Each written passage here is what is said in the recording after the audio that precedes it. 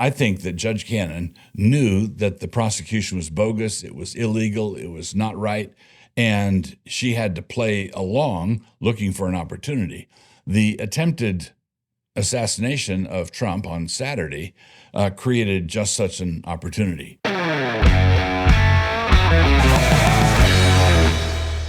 I wanted to talk today about the situation swirling around Trump and certain observations I'd like to make. The postmodern philosopher Richard Rorty once said that truth is whatever my colleagues let me get away with. That's a wonderful definition of relativism. Truth is whatever my colleagues let me get away with. Postmodern relativism is a corrosive that rots out any container you try to put it in. It cannot be contained. It will rot everything out. If you have DEI hiring practices at the Secret Service, it's going to affect performance. If you start mandating a certain number of lesbian Eskimos flying your airplanes, it's going to have an effect on performance. And this is because you have said standards don't matter. Objective truth doesn't matter. We don't want to submit to anything. Well, truth, if we take that dictum of Rorty's and say that truth is whatever my colleagues let me get away with, well, that which is legal is whatever your colleagues let you get away with.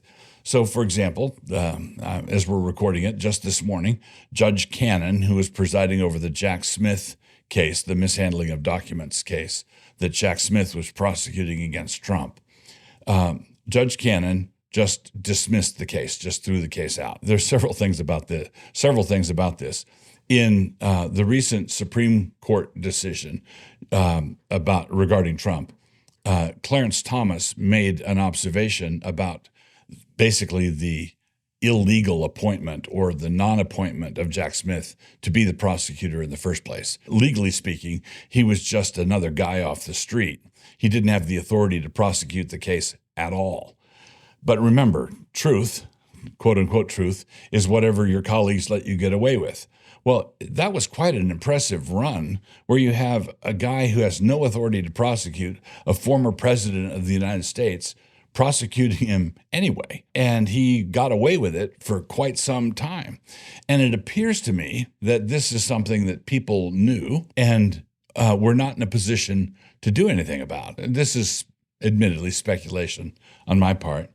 I think that Judge Cannon knew that the prosecution was bogus, it was illegal, it was not right, and she had to play along looking for an opportunity. The attempted assassination of Trump on Saturday created just such an opportunity. There's a close call on the president's life on Saturday, and Monday morning, Judge Cannon throws the case out.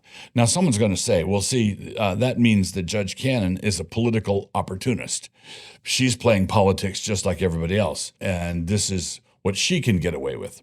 Now, if she understands, as Clarence Thomas pointed out, that Jack Smith had no standing to be doing this at all in the first place, but she was living and ruling and making decisions in clown world where she had to make a decision that could stick, that she had to make a decision that would be honored in some way. Paying attention to news cycles is not a bad way to go. It'd be one thing if she looked for some big scandal, some big distraction, like an attempted assassination, in order to do something nefarious.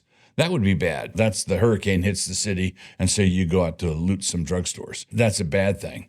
But if you take advantage of the hurricane disrupting everything to go out and be a good Samaritan, even though there might be some social pressure against it, don't want to be doing that. This was her doing the right thing. And she was able to do the right thing because of this chaos, the chaos of the situation. That's the life I want. I want to be 70 and have 18 grandchildren. Let's go! I came from the mud. There's dirt on my hands. Strong like a tree. There's roots where I stand. I'm Tucker Carlson, and I am here with the very famous and highly controversial Pastor Doug Wilson. Even more controversial. Try to catch me howling at the moon.